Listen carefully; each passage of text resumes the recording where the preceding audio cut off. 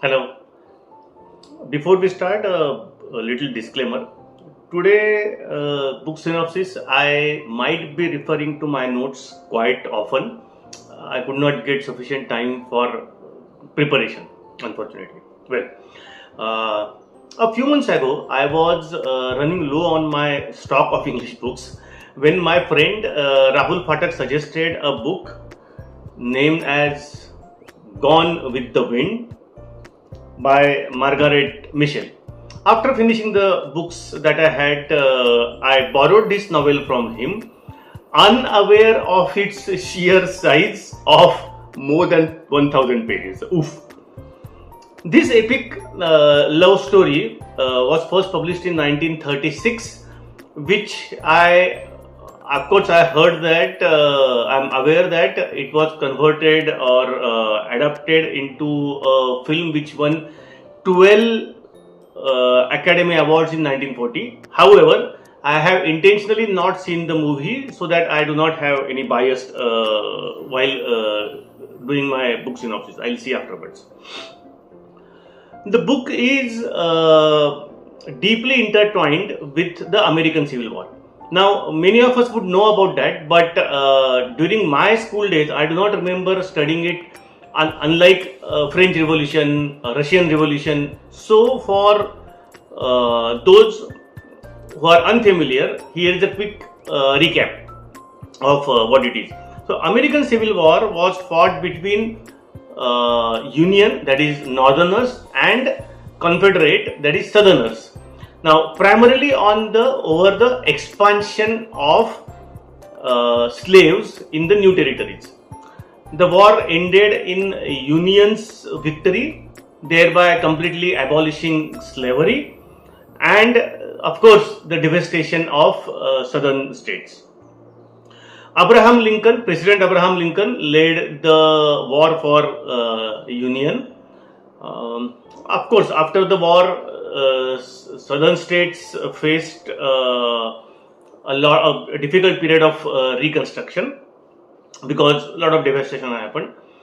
One more interesting part in this novel, Gone with the Wind, Northerners are often referred to derogatorily as Yankees.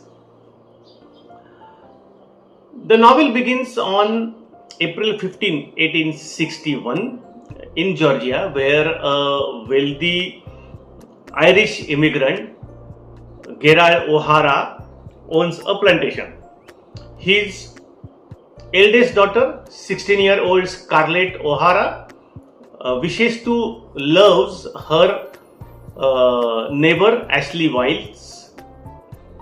However, he is set to marry his cousin Melanie Hamilton. In the next day's party, somehow Scarlett confesses her love to Ashley, who politely rejects it. She gets humiliated, especially when the roguish Red Butler overhears their conversation. Scarlett marries Melanie's brother, Charles, out of spite. Charles soon dies and of illness, leaving Scarlett with a child. Bound by mourning customs, there were too many at that point of time, Scarlett grows frustrated with the limitations imposed on her, but her spirits get lifted when her mother informs her that she should go and live with Melanie.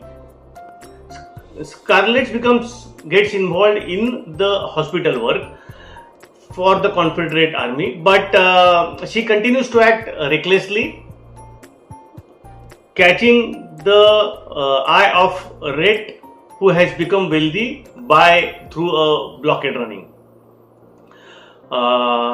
As the war worsens, Scarlett and Melanie face hardship, especially when Atlanta is under siege. Melanie gives birth with Scarlett's help, and they flee to Scarlett's family home, Tara, I don't know how it is pronounced, Tara, only to find it in ruins. Scarlett's mother has died, her father is mentally broken, and the family is even struggling to survive, once a rich family. Scarlett takes on the responsibility of rebuilding Tara and keeps everyone afloat through her sheer willpower. After the war, so somewhere in 65-66, Scarlett's ambition to leads her to pursue financial security, because what she has seen in those last couple of years. She manipulates her way into a second marriage with Frank Kennedy, and who owns a store. With the money given by Frank Kennedy and a loan from Red Butler, she acquires a sawmill and becomes a shrewd businesswoman. Despite societal backlash, she grows successful, though her ruthlessness alienates her from friends and family, naturally. Eventually, at a later stage, Scarlett marries Red and they have a daughter named Bonnie. Unfortunately, their relationships get strained due to Scarlett's lingering feelings towards Ashley and her stubborn personality. What happens is that one more unfortunate thing happens is the death of their daughter Bonnie in a tragical accident. That marks the final breakdown between the relationship of Red and Scarlett. Malini's death further shakes Scarlett, but that is the only time when she actually realizes that she always loved Red, not Ashley. In the end, Red,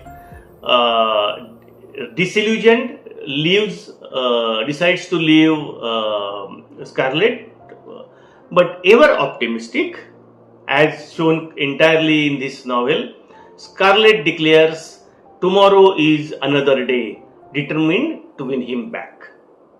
That's the story of the book. Now, a few observations from my side about this book, naturally. First is that this book introduces so many characters that it takes time to get familiar with them.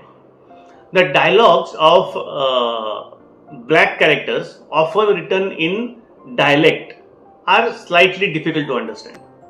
The novel uses the terms nigger, darkies that were common at that time but are considered offensive today. Authors' descriptions are vivid and sometimes dedicating more than a page to small details. Once you pass first 50 pages, it is hard to put down the book.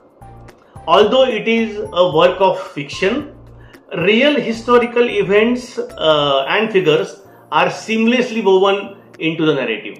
And last, each character is richly developed, with strengths and weaknesses thoroughly explored. In conclusion, Gone with the Wind is a heavy read, both in size and content, but it is undeniably a captivating and memorable experience. That's all from my side. Thank you so much. Bye bye. Take care.